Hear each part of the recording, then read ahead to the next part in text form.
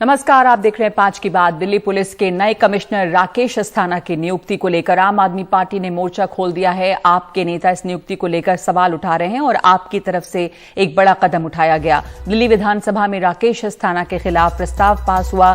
Delhi police के नए commissioner बनाए गए हैं राकेश अस्थाना। आम आदमी पार्टी विधायक संजीव झा ने सदन में प्रस्ताव रखा है। नियुक्ति असंवैधानिक है और ये सुप्रीम कोर्ट की अवमानना है, ये संजीव झा का कहना है।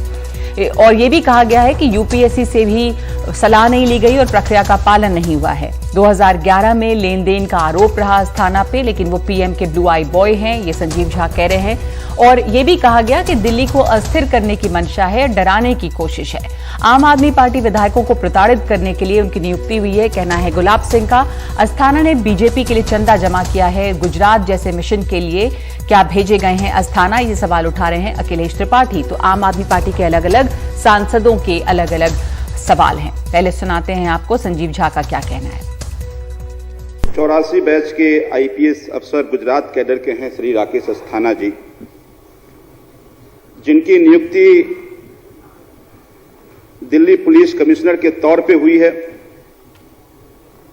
और इसमें हैरत अंगेज बात यह है कि 4 दिन उनके केवल रिटायरमेंट के रह रहे थे, तो 4 दिन पहले न केवल उनकी नियुक्ति की गई है बल्कि 1 साल का एक्सटेंशन भी दिया गया। मुझे लगता है कि ये नियुक्ति न केवल असंवैधानिक है बल्कि ये माननीय उच्चतम न्यायालय की अवमानना भी है। और जो एक एस्टेब्लिश्ड प्रोसीजर है ये उसके भी खिलाफ है। हमारे साथ मौजूद हैं आम आदमी पार्टी के विधायक संजीव झा, जिन्होंने ये सदन में ये प्रस्ताव रखा, और विजय जॉली नेता बीजेपी। विजय जॉली, आपसे शुरुआत और बहुत छोटे संक्षेप में मैं जवाब चाहती हूं कि जो आरोप लगा है कि असंवैधानिक है इनकी नियुक्ति, आपको लगता है इसमें क्या गलत है? देखिए, आम आदमी पार्टी को आरोप लगाना एक उनकी पुरानी आदत है। और मैं बताना चाहता हूं, ये आम आदमी पार्टी के जो नेता हैं, ये राष्ट्रीय जनता दल का साथ इनका गठबंधन है। ये वही राकेश अस्थाना हैं जिनके नेतृत्व के अंदर 3,900 करोड़ रुपए का बहुचर्चित चारा घोटाले की जांच हुई थी और लालू यादव जी को भ्रष्टाचार के लिए जेल हुई आरोप थी। जो आम आदमी पार्टी ने लगाया है उस पर आपका एक आरोप जो आम आदमी पार्टी ने लगाया उस पर आपकी क्या सफाई है कि यूपीएससी से भी सलाह नहीं ली गई या प्रक्रिया का पालन नहीं किया गया? क्या प्रक्रिया का पालन हुआ है? सुप्रीम कोर्ट की अवमानना है ये? देखिए, ये बिल्कुल निराधार है।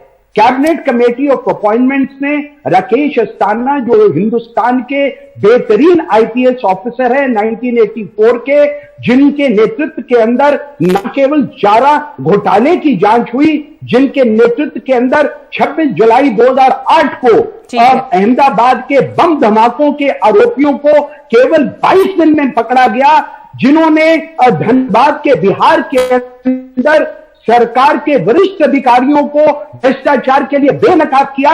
ऐसे बेहतरीन पुलिस ऑफिसर जो के डायरेक्टर जनरल रहे, जो सिविल एविएशन के डायरेक्टर रहे, जो सेंट्रल ब्यूरो ऑफ इन्वेस्टिगेशन के स्पेशल डायरेक्टर रहे, आप उनकी तमाम क्वालिफिकेशंस गिना रहे हैं, पर जो मैं सवाल पूछ रही हूं, माना वो बहुत अच्छे अफसर है, कि क्या ये असंवैधानिक है जो आरोप लगा है? किस बिना पे संवैधानिक नहीं है? ये आरोप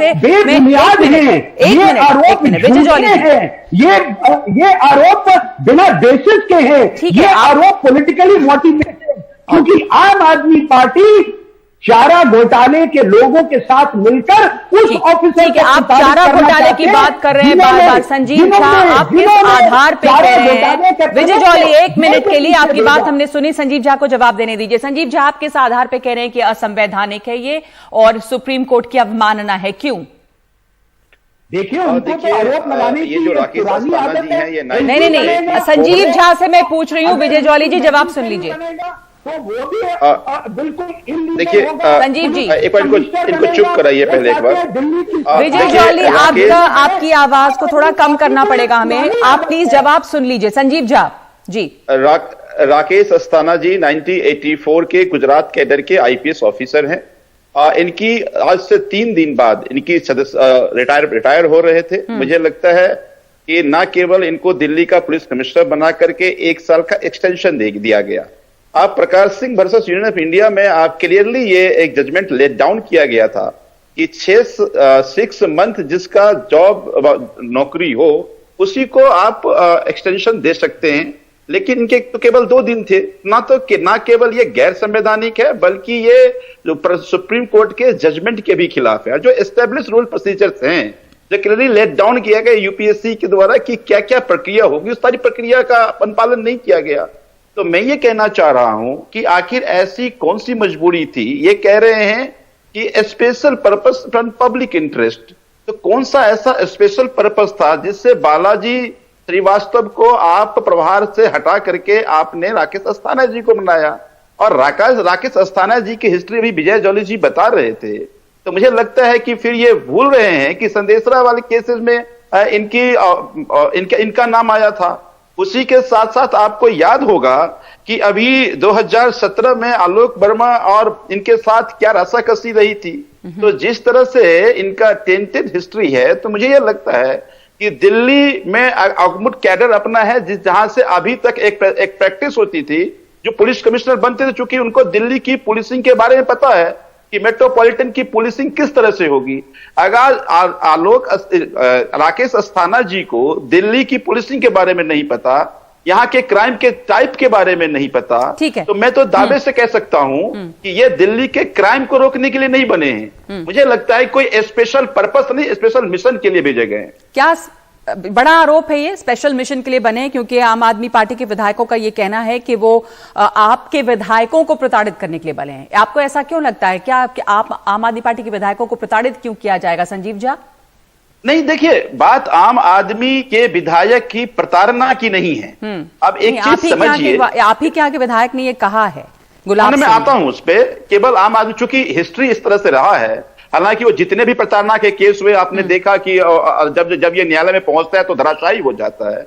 लेकिन मैं ये मानता हूं कि जिसको दिल्ली का अनुभव नहीं है, दिल्ली की पुलिसिंग बारे में नहीं पता, दिल्ली के क्राइम के बारे में नहीं पता, स्पेशल मिशन के लिए लाया गया। पर आपने आरोप भी लगाया है कि बीजेपी के लिए चंदा जमा किया। गुलाब सिंह ने ये आरोप लगाया है, ये भी कहा उनके 2011 में उन पर लेन देन का आरोप था। खैर ये तो एक फैक्ट है, पर आप जो ये तमाम आरोप लगा रहे हैं ये बड़े आरोप हैं। तो विजय जौली, आप इस पर जरूर जवाब देना चाहेंगे। एक तो वो पॉइंट के 6 मंथ का भी समय उनके पास नहीं था, 6 महीने का, 3 दिन में उनकी रिटायरमेंट होनी थी, लेकिन उसमें इनको एक्सटेंशन दिया गया। ये जो है नियम जो बनाए गए हैं उसके खिलाफ है। देखिए, कोई नियम का उल्लंघन नहीं हुआ। कैबिनेट कमेटी ऑन अपॉइंटमेंट में उनको 1 साल का कार्यकाल का बढ़ाया है, उसके अंदर कोई इलीगैलिटी इन्वॉल्व नहीं है। और यह भी सच है कि राकेश अस्थाना जी गुजरात कैडर के बहुत ही सम्मानित आईपीएस ऑफिसर हैं। लेकिन क्या ये सच नहीं है? मैं इनसे पूछना चाहता हूं। एसएस जोग जो दिल्ली पुलिस के कमिश्नर 1984 से 1985 तक रहे, वो बाहर के कैडर थे। अजय राज शर्मा जो दिल्ली पुलिस कमिश्नर 1999 से 2002 तक वो भी दिल्ली पुलिस के कमिश्नर रहे, उन्होंने भी एक अच्छा कार्यकाल दिल्ली के अंदर पुलिसिंग का। इसलिए इनके जो आरोप हैं राकेश अस्थाना जी के बारे में, वो राजनीति से प्रेरित है और उन बिंदुओं के ऊपर है जिन बिंदुओं का कोई लीगल आधार ही नहीं है। दिल्ली असेंबली और उसके अंदर क्योंकि आम आदमी पार्टी की सरकार है और आम आदमी पार्टी बिहार के चारा घोटाले के आरोपी राष्ट्रीय जनता दल के साथ उनका गठबंधन है, इसलिए जिस पुलिस ऑफिसर ने चारा घोटाले को उजागर किया, भ्रष्टाचार के अंदर उन्होंने उस घोटाले को राष्ट्र के सामने 3,900 करोड़ रुपए का भ्रष्टाचार किया, इसलिए उसको प्रताड़ित करो, उसकी इमेज को खराब करो। और मैं आम आदमी पार्टी के ये और कुल मिलाकर चारा घोटाले का मामला है हिंदुस्तान के, इसलिए आम आदमी पार्टी इसका विरोध कर रही है। पर संजीव झा, आप जो विरोध कर रहे हैं इस बात में कि उनको मेट्रोपॉलिटन की किस तरह पुलिसिंग होती है इसका तजुर्बा नहीं है, ये सच नहीं है। क्योंकि जरूरी नहीं कि मेट्रोपॉलिटन पुलिसिंग का तजुर्बा हो तभी कोई पुलिस कमिश्नर बनाया जाए। तो नहीं, हमारा देखिए, हमारा 2 विरोध है। पहला विरोध तो यह है कि ये अपॉइंटमेंट इलीगल है। इलीगल क्यों है? मुझे लगता है अगर विजय जौली जी थोड़े से सुप्रीम जजमेंट पढ़ लेते तो शायद ये आज बहस नहीं कर रहे होते।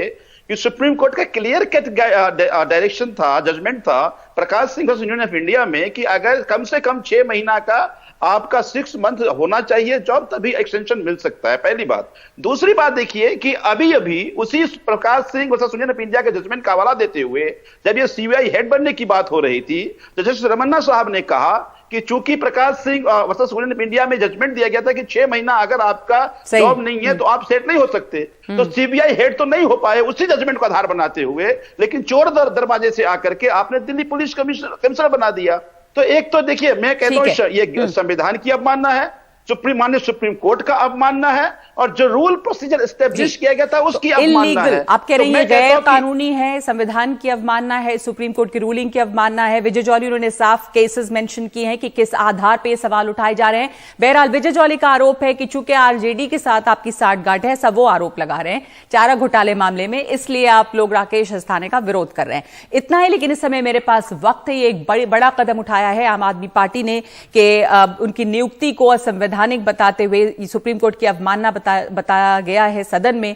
बहुत बहुत धन्यवाद आप दोनों का, संजीव झा और विजय जॉली, हमारे साथ इस चर्चा में शामिल होने के लिए। 5 की बात में एक ब्रेक ले रहे हैं।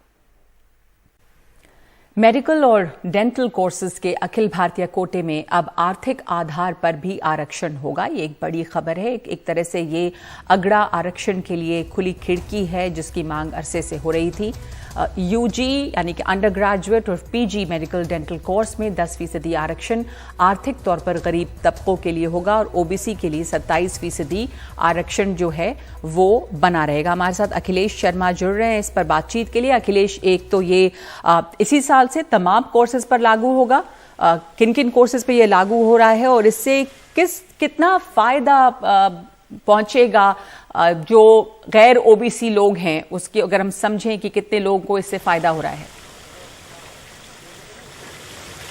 देखिए, सभी को इसका फायदा पहुंच रहा है। ये लंबे समय से मांग उठाई जा रही है, खासतौर से ओबीसी वर्ग के जो बच्चे थे उनकी ये मांग थी कि उन्हें इसका लाभ मिलना चाहिए और काफ़ी लंबे समय से इसकी मांग उठाई जा रही थी। सोमवार को पीएम नरेंद्र मोदी ने शिक्षा मंत्री और स्वास्थ्य मंत्री के साथ बैठक करके सैद्धांतिक तौर पर इसको अनुमति दे दी थी, कहा था कि इसको लागू किया जाएगा।